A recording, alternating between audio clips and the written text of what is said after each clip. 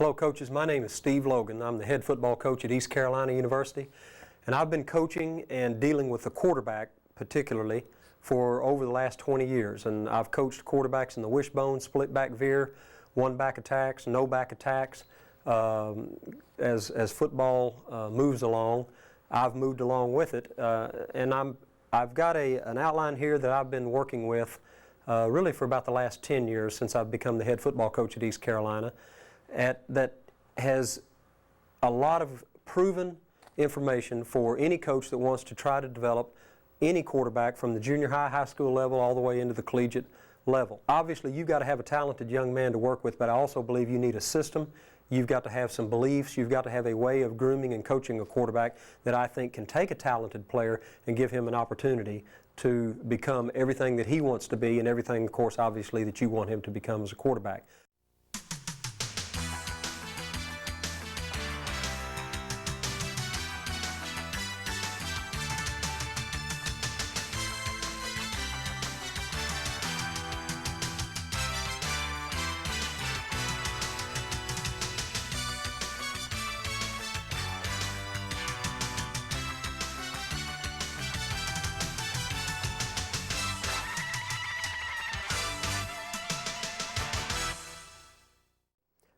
What we talk about is an integrated or a fully dimensional passing attack. And it's important that when you give your quarterback a game plan, that he has at his disposal tools with which to be successful. I see a lot of football, obviously. I'm a football coach. I look at a lot of film. And I see a lot of times where a system doesn't allow a quarterback, or it doesn't give a quarterback enough tools with which to be successful. I am adamant in my belief that we incorporate a 3-step drop, a 5-step drop, a 7-step drop, the play actions, the sprint outs, all of the things that are necessary in throwing the football, and become proficient at all of them. I think you can do this, and we've proven over an extended period of time here at East Carolina that you can become proficient at all of this with the use of various formations and of course, a talented young man at the position of quarterback. Now, I want to start with a 3-step drop and some of the things that we use the 3-step drop for and why it's so fundamental in our system that the quarterback master this series. I'm going to also begin talking to you about the formations and the things that we use here at East Carolina. I'm going to draw up a basic formation for us here. We are, by nature, a one-back set. So when we come out of the huddle many, many times, this is what we would look like. We would have 3 wide receivers in the game, one what we call the fullback or the running back, and a tight end. Now, this formation is very fluid for us. We use lots of motions, lots of checks. We use a trip set, a double set, all of the various things that you can do with a one-back set, as well as incorporating this young man back into a two-back set. So we are multiple, and I'm all the time telling our coaches, if we're going to be multiple, let's be multiple. We've got to continue to show the defense something new.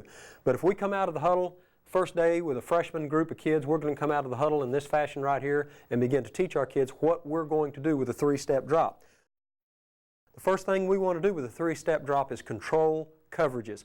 We think if you come out of the huddle in this fashion right here, basically you're going to get about 3 different types of coverages. One would be a man-type coverage to where the defense can continue to put 7 people in the box right here. If they don't want to play man coverage, we think that they've got to integrate some sort of zone coverage that will leave 6 people in the box right here. So then we begin the educational process to teach the young man, hey, can you throw a 3-step drop against this particular defensive presentation? If you can, we want to go ahead and give you the freedom to check and to get into a 3-step drop. But when we talk about controlling coverages, one of the things we like to do, very simply, it becomes much more complicated than what I'm going to present to you on film. I shouldn't say complicated, I should say sophisticated. What becomes more and more sophisticated is the numbers of routes that we utilize in a 3-step game, and we're all the time improvising more and more routes. We think the more routes you have, the less chance the defense has to sit down and start knowing what routes you're going to throw. But when we start out, we teach our quarterbacks that we want to run what we call a quick out, which is a rolling out route. It's not a square out. This is a 4-step rolling out route. Okay, we'll take our inside receiver and just hitch him down. and I'm going to talk to you about a lot of things at once here, but that would be the first route or set of routes that we would teach our quarterback and receivers, along with our protection. What we want to do with our protection is slide and cut the defensive lineman in this fashion right here, and then we'll send our fullback that direction right there. So all we need to do is to build a wall with our offensive line. It's a very simple protection, and you shouldn't have very many mistakes on this protection. We just give a call up front which way we want to slide the thing, and we'll move that offensive line one direction, insert the fullback off the end man of the line of scrimmage right here, and then the quarterback's going to take a 3-step drop. We would like for him to operate in this little box right here, and our 3-step drop, our quarterback, you'll see on film, and one of the things I'll talk to you later about is the separation of the quarterback from the line of scrimmage. It's fundamental that your quarterback separate from the line of scrimmage, and again, we'll talk about that later in the film. But as we separate on a 3-step drop, you'll see some of our better quarterbacks on film get almost 5 yards on a 3-step drop, and this is really key to being able to give yourself a good vision, being able to read the coverage pre-snap, post-snap, all those kinds of things that we like the kid to understand and get the ball thrown. Now, when we talk about controlling coverages, most of the time we're talking about this side of the football right here. But don't misinterpret me to say that this is the only place we're going to throw the football. This route over here is really fundamental to the quarterback's thinking, and most of the things that he's doing, he's asking himself, can he attack the one receiver side? So if we get a defensive presentation with a deep middle field safety, along with a soft coverage right here and a flat player that is not threatening this area of the field, I can assure you that our quarterback will come out, and this will be the quickest and easiest throw that he can make right there, and begin to control where this young man might choose to line up. And that's what we talk about in controlling coverages. We want to put pressure on these flat players, curl players. In that area right there, we also think that it's important that this young man right here has got to deal with a lot of issues as far as, like, can it be an out, can it be a hitch, are they going to run the slant, are they going to run the hitch and go, are they going to run the fade route, and all of the various routes, which again I want to emphasize to you, when you get into a 3-step passing game, don't put a 3-step passing game in that you just run a slant, or you just run an out, or you just run a hitch. You need about 5 different breaks off the same stem of the route, this being the stem of the route that the receiver runs.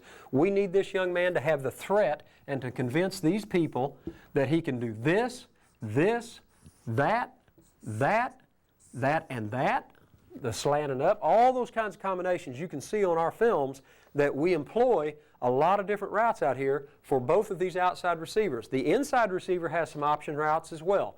His basic route is that he's going to sit down and hitch and try to pin this football player down to where the ball can be thrown out here. If we get a lot of movement in this direction, this becomes a primary throw for the quarterback.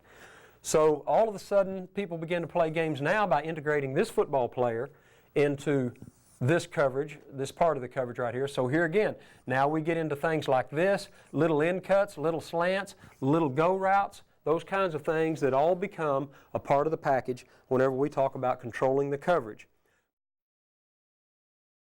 We don't have a passing tree per se at East Carolina. We've got a lot of routes that we run, but let me just draw up for you what we would like the defense to be thinking about when it comes to the 3-step game at East Carolina. We want, obviously, as I drew up, we've got the rhythm, what we call a 4-step rolling out route, accompanied by an inside hitch.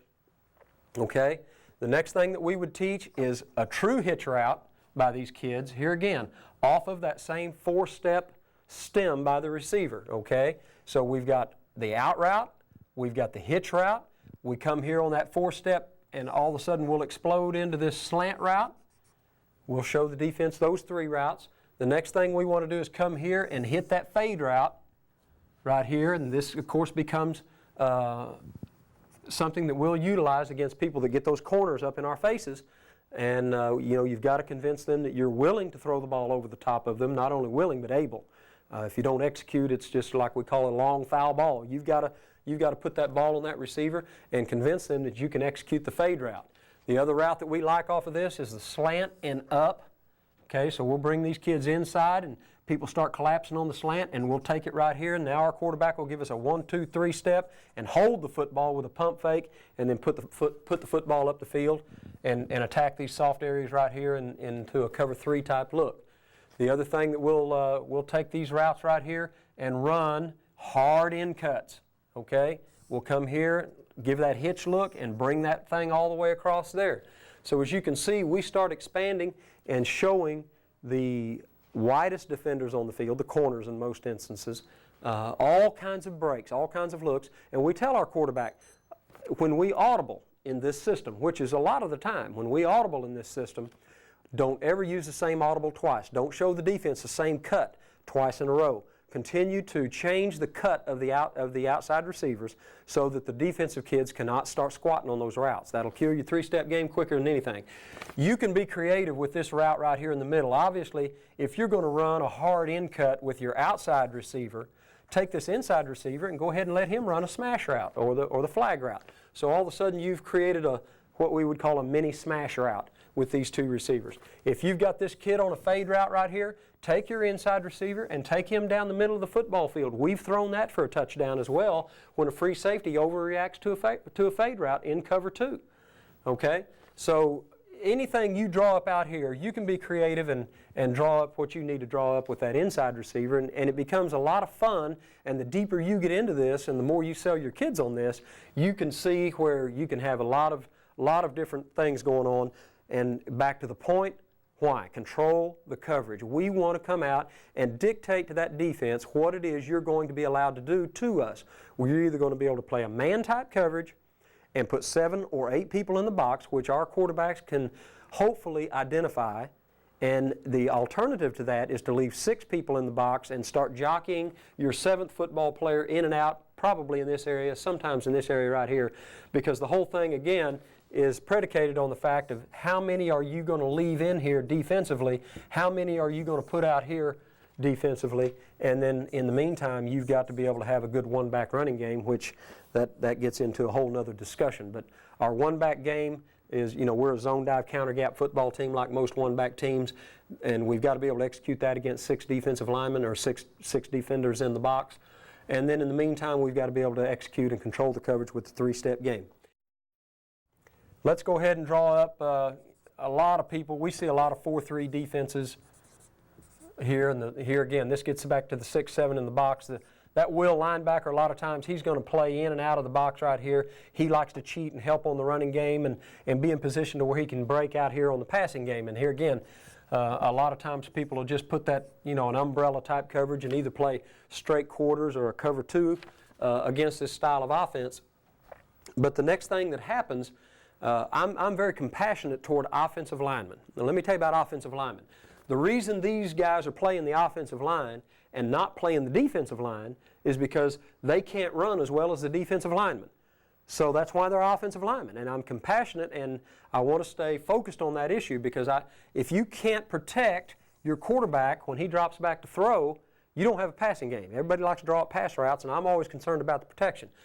The 3-step drop is not only a tool for your quarterback and wide receivers, it's the biggest tool for your offensive linemen. I'm going to tell you something, our offensive linemen love the 3-step game because most of the game, we'll throw the football at East Carolina over a 10-year span. In a 70-snap football game, we'll throw the football 35 times and run the football 35 times. I'm really adamant about us being a 50-50 balanced football team.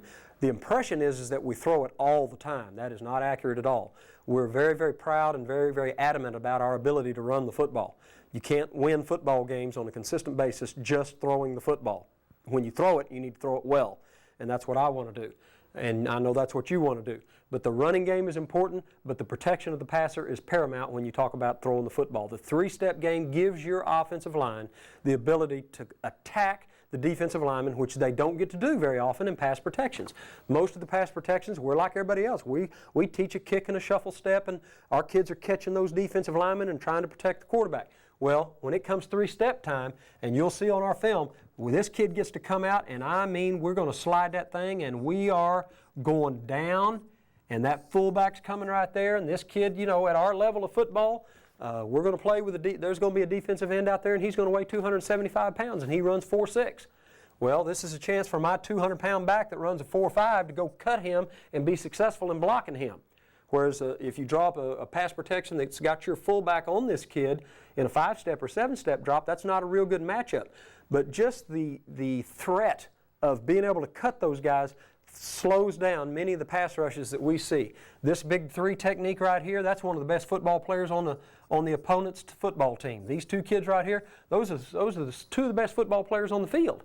Well, you want to give this kid, okay, a chance to get into his legs and cut him. Give your center a chance to cut him. Give this kid a chance to get out here.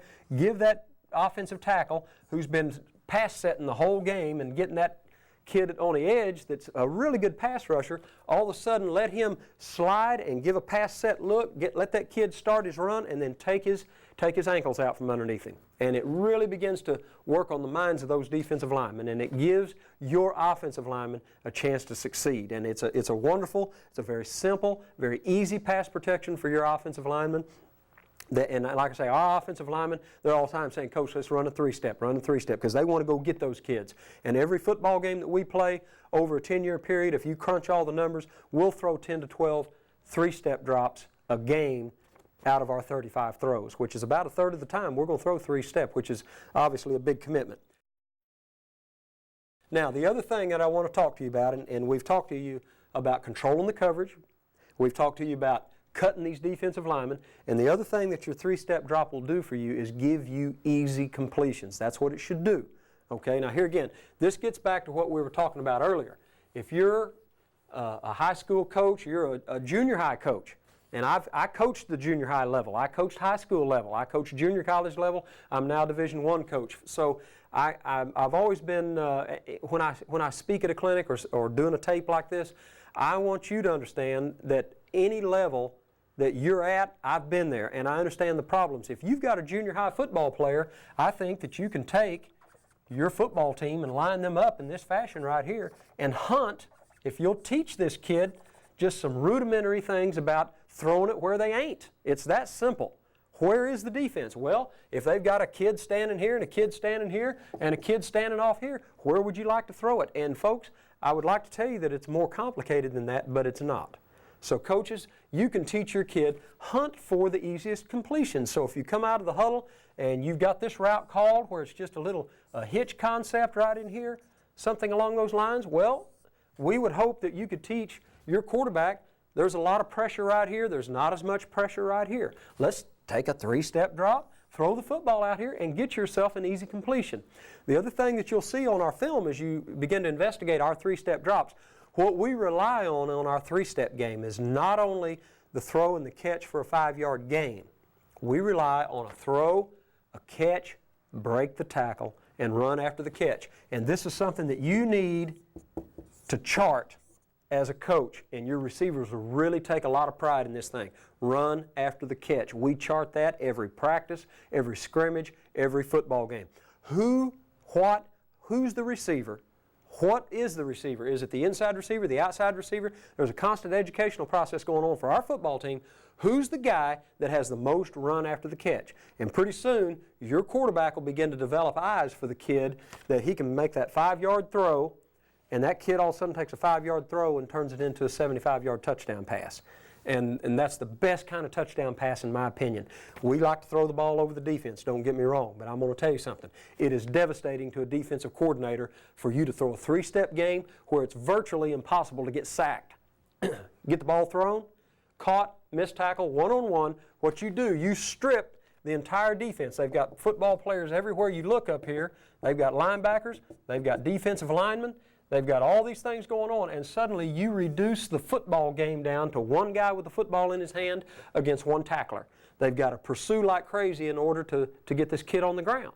And that's one of the beautiful things about it. And as you investigate East Carolina, our personnel, the people that we search for to run our offense, that kid's 5'10", 5'9", ex-high school running back that we've turned into a receiver. So we like to teach these kids how to be receivers, and we've put a number of young men into the NFL that have come into our system, learned how to do this, and have gone on to have very, very good careers in the National Football League with just this simple, very simple type of passing game.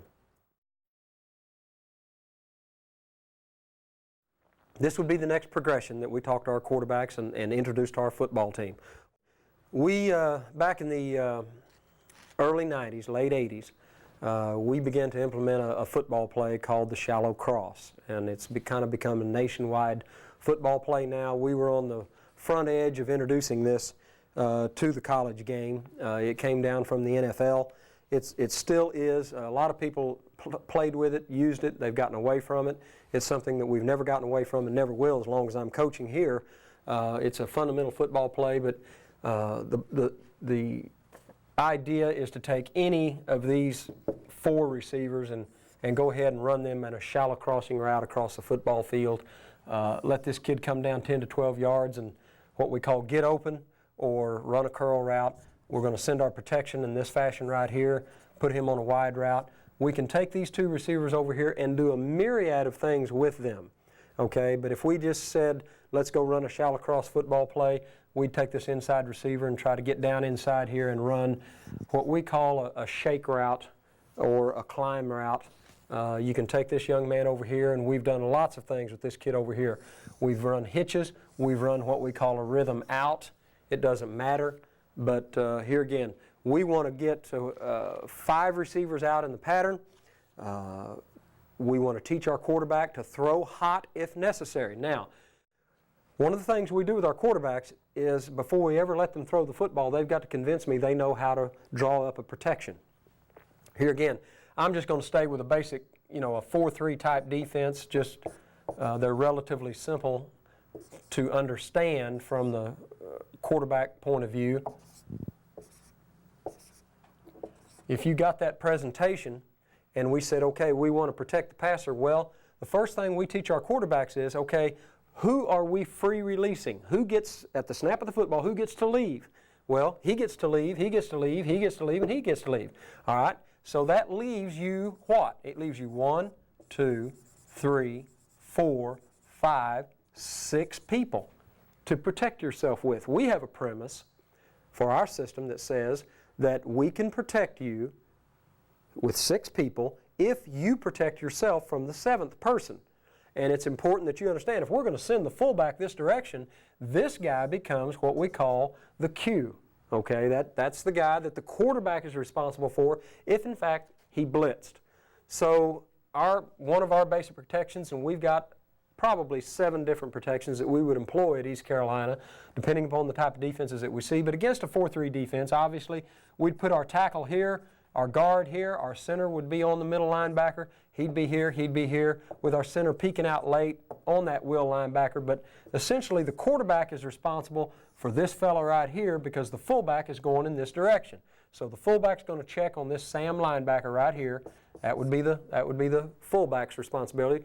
But the reason I'm getting into this is so that we can begin to teach you and teach our quarterback, who are you hot off of in this particular presentation? Well, in this particular presentation, the hot defender would be the will linebacker. If this young man decides to blitz, we don't have a protector for him if, in fact, the center is engaged with the middle linebacker if he should come.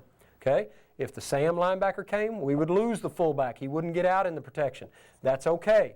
If the Mike comes, that's okay. Our center takes him. If the will linebacker comes, our tackle would be engaged with the end. Our guard would be engaged with the defensive tackle right here. So who's got the will? That's the Q. That's the quarterback's responsibility right there. And so what we begin from the very outset, when we draw up a route that's got 5 receivers in it, which all of our 5-step game has, we begin, before we ever run the football play, we blitz the quarterback on the field. I talk to him about this in the meeting, and I tell him, okay, we're going to go out and run. We've probably got 60 5-step drop passing plays.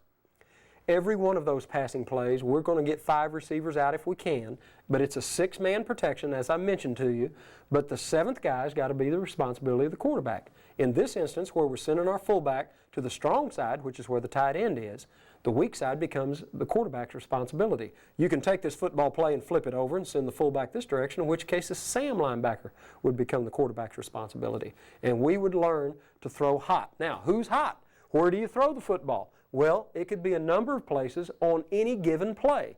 If we were running a shallow cross football play, we would teach our quarterback, if that will linebacker brings the blitz, whether he comes inside, outside, we don't care. On the snap of the football, when you start that 5-step drop, you turn your eyes to that will linebacker. If he's coming, you get rid of the football here. You can get rid of the football here. You can get rid of the football here. Okay? This route obviously is going to get used up on a blitz. We don't count on this as a blitz control. We don't count on that as a blitz control because it's a little bit of a slow type of route. That's a quick route. That's a quick route. He'll be looking immediately when the will linebacker goes. We teach this young man, you replace him. Okay, if he leaves, you get here and get inside because most of the time that safety is going to be working down on top of you. So we're looking to run what we call a thin post or a quick post inside that safety right there. And outside here, you've got what we call a rhythm out. That can be thrown on a 5-step throw, and we call it a rhythm out because the quarterback throws on rhythm. It's 1, 2, 3, 4, 5, and the ball's gone. Now, I've got film after film after film. Defensive coaches would tell you that that will linebacker can make that trip right there and hit the quarterback and sack him before he can get the ball thrown. I can show you film after film after film when the ball is thrown on 5 steps. Not 5 steps and gather, but a 5-step, what we call a 5-step hit and throw. 1, 2, 3, 4, 5, 5th step hits, you rotate, make the throw to the rhythm out. You can make that throw. That will linebacker will hit you. He will hit you, but he won't sack you. And he won't get there before you can make that throw. So that's really important that you show your quarterback how he can control that blitzer off the edge. We can't throw the football and turn loose defenders on the inside of our pocket. We can teach our kids to always protect these inside gaps and turn people loose on the outside and convince our quarterback you can get that ball thrown on a 5-step drop to any of these hot receivers. Another football play that we run, and I'm not really talking to you about football plays, I'm just having to show you some of the things we do with football plays so that you can begin to use your own imagination and draw some stuff up. But we're like everybody in the country, we really like to run this football play where you get 4 receivers down the field. Okay? We would send our fullback in this instance to the weak side, but we can surely send him to the strong side with this football play. It just depends on where you are on the field, and get him through the line of scrimmage and run what we call a fullback option. So our quarterback's going to come out here. Depending upon the coverage, this football play can do a lot of things. There are pre-snap reads that would send the football here, a pre-snap read that would send the football to throwing it to the best of these 2 receivers, a pre-snap read that would send the football throwing to the best of these 2 receivers, and a pre-snap read that would send the football to the best of these 2 receivers. There's also a pre-snap read that would send the football to this fullback right here. Okay? So this is a very versatile football play that we run this football play a lot. But my point is, here again, if I'm going to introduce this football play as what we call a team pass at East Carolina, we expect everybody to understand how to run this football play, no matter where you are on the field. We'll line up sometimes with our fullback lined up right out here.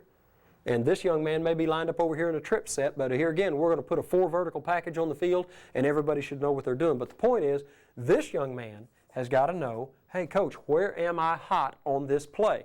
Well, let's go back to a 4-3 defense again. There's that will linebacker in and out of the box, worrying about this detachment over here. He's got to cover down. He's still worried about the running game. And here again, I'm just going to draw up a kind of a 4 across the board coverage, or maybe a cover 2 look. It doesn't really matter. The issue is, where am I hot? Okay, well, if you're sending the fullback this direction, okay, he's here. Who does the fullback have? He's got the will. Who's the center guy? He's got the Mike. He's here. The tackle's out. Guess who's the Q? There's your Q, there's your hot right there. Okay, quarterback? So if we're going to start right here, and that Sam linebacker wants to expend himself on a blitz, okay, here again, we've got a replacement throw, somebody to get the ball to quickly. Okay, in this case, it would be the tight end. All right?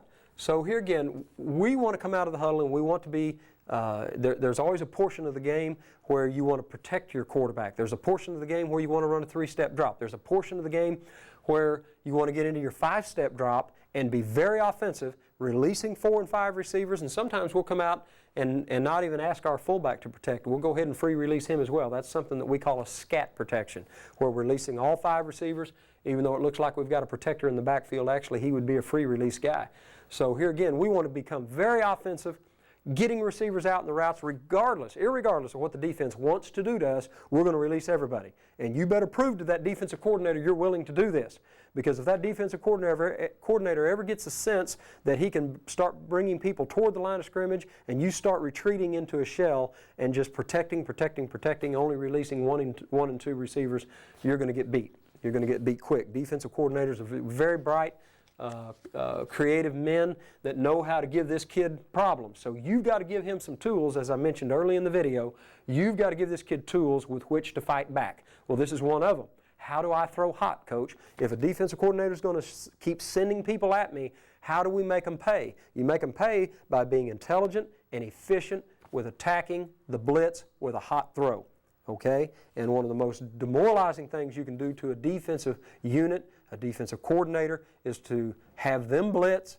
You react with a nice throw that results in a touchdown pass against a blitz. That's one of the most powerful things you can do as a offensive coach and a quarterback. Now, so we've talked about what do we want to do with a 5-step drop. We want to throw hot. My point that I'm making in a very brief presentation here is this. When you introduce a football play to your team where you're releasing 4 and 5 receivers, you make sure that the base introduction includes who are we going to throw to if they blitz this play. Now, I want to expound on that a little bit. If you've got 3 football plays that you know your quarterback can run, where you're releasing 4 or 5 receivers, and if they do blitz him, he knows exactly where to get rid of the football, you've got a good football team, you've got a good quarterback, you've got a very explosive unit right there waiting to execute for you. We like to get our quarterbacks to where we've got 8 to 12 5-step plays where we're releasing 4 to 5 defenders, 4 or 5 offenders into the defense that our quarterback knows exactly where he's going to throw the football.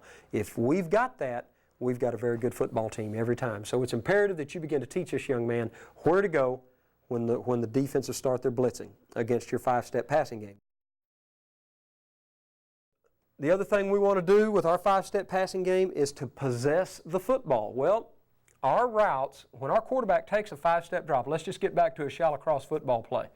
Okay, and we'll draw it up just like we started our little talk right here. Let's put him on a hitch for right now. 1, 2, 3, 4, 5, okay? So what we've done here, we've got 5 receivers out. If there is no blitz, what we want to do now, we want to give our quarterback a full field package that I'll talk about here in a second, but we want to give him the ability to read this football play from one side of the field all the way to the other, and we would like to throw possession-type passes, meaning that we're not trying to go over the top of the defense. We're not trying to throw our little 3-step. We want to attack these people right here, the Will linebacker, the Mike linebacker, and the Sam linebacker, and maybe if they've got corners up where they've got these 5 underneath defenders with 2 deep safeties, these are the people we want to attack right here, okay? By teaching a good curl route right here that we're going to be able to throw in between these seams right here. He may break over the top and work in between the seam between the Sam and the Mike. We may be working back over here to this hitch route over here that we talked about earlier. The point being that this is an easy throw. This is a great throw, a great possession throw, and I want to just interject something here that I think is very, very misunderstood and not well coached around the country, in my opinion, from what I see on film. This throw right here is a devastating throw to the defense if you've practiced it. This is a very hard throw to make because not only is this young man going away from the quarterback, he's also should be going downhill at the catch. So this throw right here requires practice. It's a throw that we make every day, and we teach the fullback how to make that, how to run this route properly. We teach the quarterback how to make this throw because if they're going to sink and slough off and try to take away all of these possession routes that we've presented on this particular football play, you have got to be able to make what we call a handoff throw. A handoff throw for us, we want the football thrown 6 inches in front of the number of the running back. This young man at East Carolina is on scholarship because he's a good runner. He's an average catcher, okay? And we tell the quarterback this. If you want him to catch the football, you've got to throw a handoff throw 6 inches in front of the numbers right here. He probably isn't going to make this catch, or that catch. These kids will. That's why they're on scholarship. They're on scholarship to make these catches around the clock. This kid is on scholarship because he's a runner. We hand him the football, and he makes people miss. If you'll hand him the football out here on a handoff throw, 6 inches in front of the numbers where he can cradle the ball with his hands and his forearms and trap the ball on his chest, then he can become, again, a great runner where? Just what I spoke to you about a minute ago. He's a great runner out here one-on-one with a corner. And the entire defense has to pursue to the football, but we've got a real good running back, one-on-one with a corner, maybe a Sam linebacker on the break right here. And what did we talk about earlier? We talked to this kid too. RAC, run after the catch. We want to make this throw out here, run after the catch, and we tell this young man, hey, what's the difference in taking a handoff here and running and taking a good handoff out here? This throw's got to be practiced with your quarterbacks a lot, and if you get proficient at it, I'm telling you, every year over a 10-year span, I just want to interject something here, at East Carolina, over a 10-year span of running this offense, this young man's going to end the season with about 45 catches. This position will. This position right here will have right at 48 catches. This position right here will have about 52 catches. This position out here will have about 48 catches. This position right here, and this is fundamental to the success of our offense, and if you're a one-back team, I think it's fundamental to your success as well. He'll have 33 catches a year.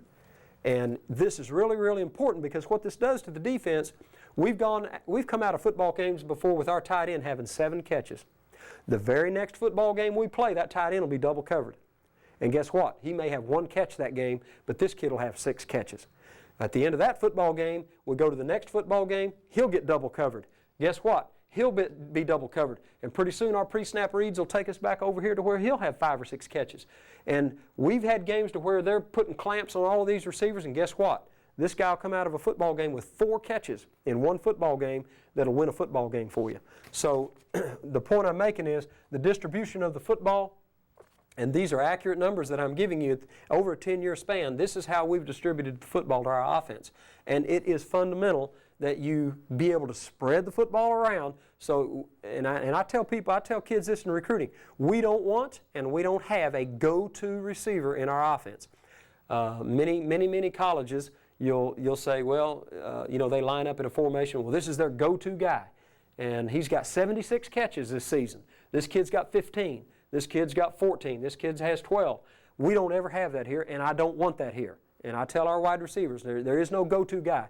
Everybody's a go-to guy depending on what week we're playing. And whoever the go-to guy was that game, I can assure you the next game they won't be because defensive coordinators react to what they see latest. And like I say, if he's had 6 catches, he won't have 6 catches the next game. But by the end of the season, if you run your routes, you're enthusiastic about the offense, you'll get your catches. You'll get your catches. And this kid right here is responsible for spreading that football around on the hot routes, possession routes, and all the things that the 5-step drop can give you.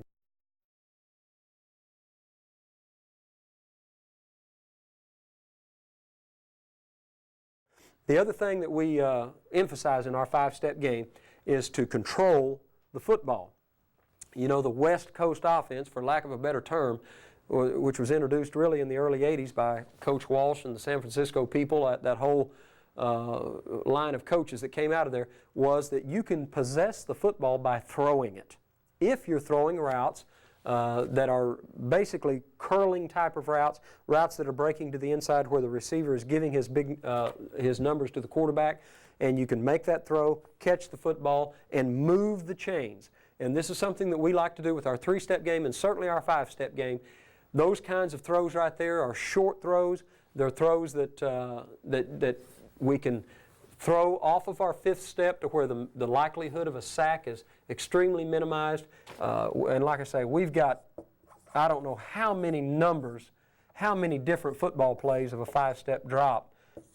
Literally, we've experimented with hundreds over the course of a 10-year span. But the shallow cross is certainly one of them. We really like this football play. Just the slants with the flat routes. Get this kid into the protection right here, that type of deal. Go ahead then and change this play up and put him in the middle of the football field and let the fullback take that flat route right there and get 5 receivers across the football field like that. Here again, 1, 2, 3, 4, 5, get the football thrown. Everybody's a live receiver. Those kinds of football plays are your imagination is your only hindrance here. And again, I'm not talking to you about football plays per se. I'm talking to you about the passing game per se. That's what I want to talk to you about, and what I'm trying to keep you focused on is what it is you're trying to get done with your passing game. Why do you have a 3-step drop? What do you want to do with it? What do you want to do with your 5-step passing game? And, draw up some 5-step routes. The 5-step routes, if you're going to draw up a pass play on your own, those routes should be 10 to 12 yards in depth, okay, that incorporate the release of your fullback to where you've got 2, 3, 4, 5 guys in the route. So you want to be 10 to 12 yards down the field, and you've got to convince yourself, your quarterback and your receivers, that when we get 10 to 12 yards down the field, on a 5-step drop, we're attacking the zone coverage or man coverage, whatever the case may be. You've got a high percentage and a high probability that you can throw the football and it'll be caught somewhere in the first down area. And so here again, what are we trying to get done? We're going to throw hot, we're going to throw possession passes 10 to 12 yards down the field, and we want to control the football, pile up first downs. That's what your 5-step passing game should do for you. Now let's go to our 7-step game. 7-step routes. If your quarterback's going to take a 7-step drop, we would like for him to get 9 3/4 yards of depth away from the line of scrimmage, and we would like for him to get there in 1.9 seconds. This is another drill that we do. And here again, what am I talking about? I'm talking about separation from the line of scrimmage so that your quarterback is getting away from the trouble and the trash that's in front of him so that he can get a clear read on what's going on in front of him. So we'd like to get 9 3/4 yards deep, 1.9 seconds.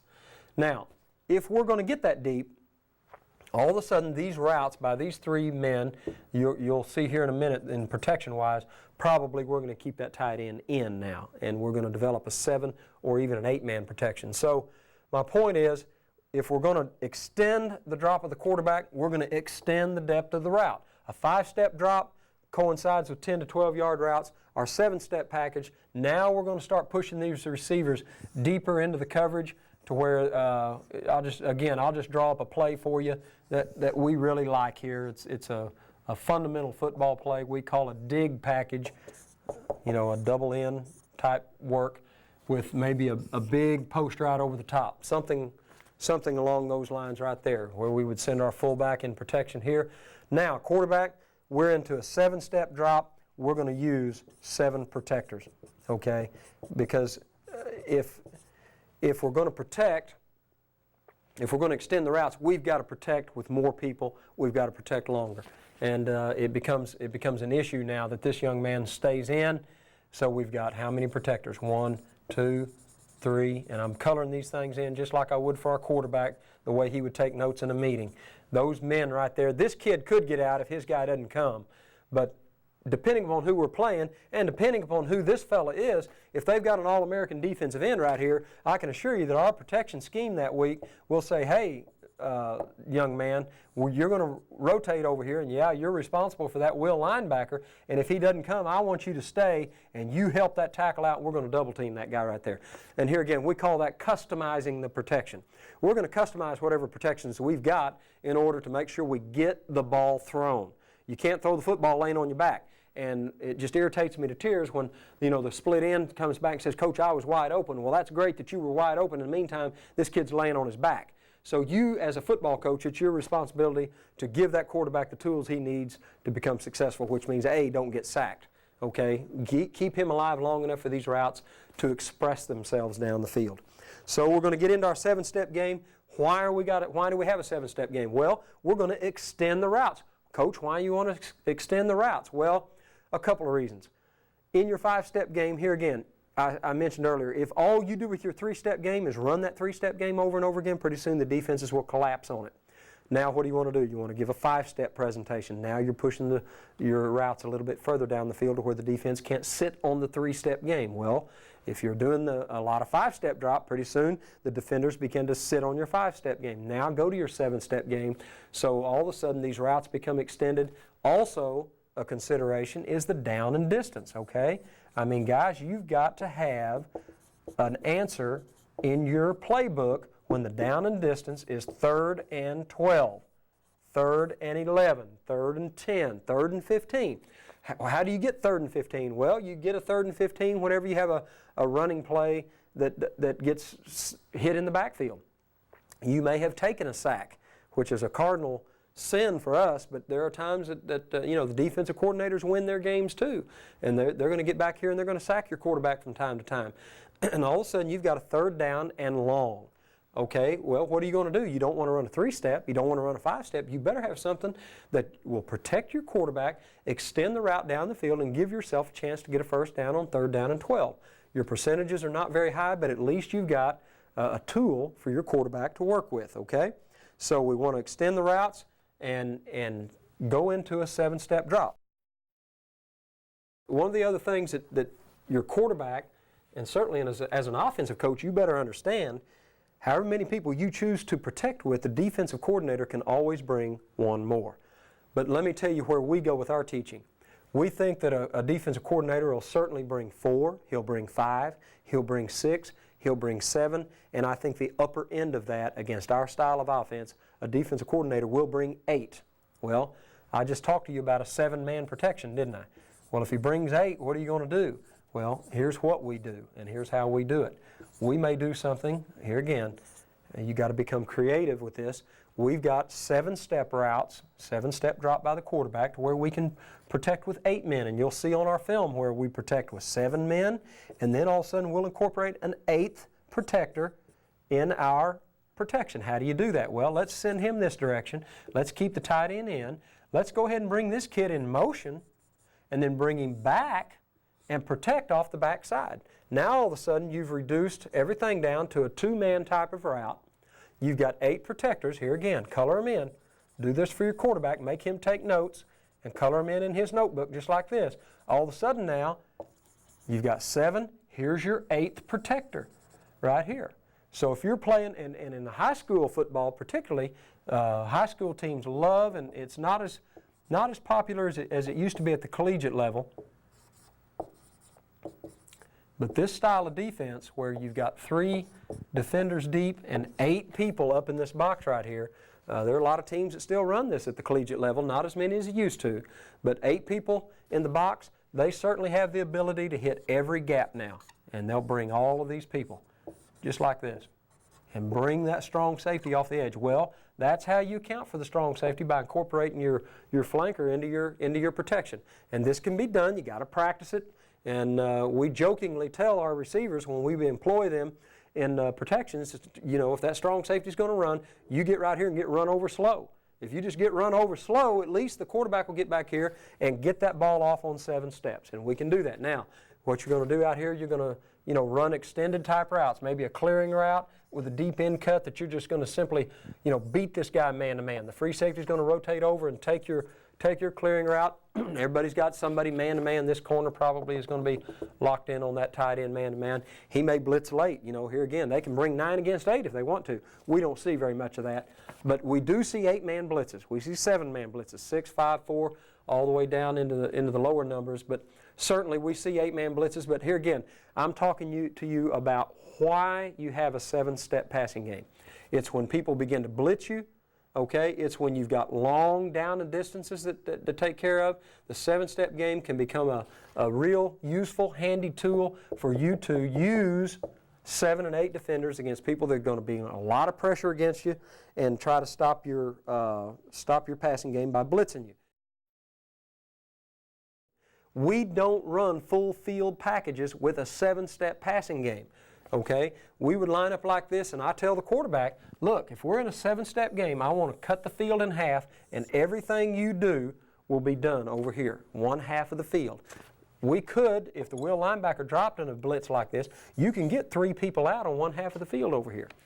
Okay, with nothing happening over here that should be of interest to the quarterback. Now, we've got some things that we will show to a defensive coordinator to where we will check these people out and throw to them late. Because here again, you don't want to do one thing all the time. That'll get you in trouble as quick as anything, because these people watch your film, they get your tendencies. So we always want to show, hey, we do have the half-field package. This is what we major in. But if you get reckless with your defensive presentation on this side of the football, we'll certainly block this tight end and release him late, with the quarterback giving a long extended look off over here and then giving a little dump throw, something like that over there. Anything that shows that we've got the capability to throw the football over here. And this is something that you need to consider with whoever your opponent is, and make sure that he doesn't begin to pick on you. Okay? But the half-field passing game is primarily used in our 7-step pass. Okay? Now, what I've drawn up there was a split inside presentation. Okay? We could certainly line up. And here again, this gets into the formation, distortions that we want to give to a defense. Okay, you can certainly pass protect like this. All right, give him the big post. Put your 2 receivers over here to give the defense a trip set look now. And here again, run this package over here, something like that. or send him on the little end cut and get it, a double end type throw over here. The wheel type concept is something that's nice for you.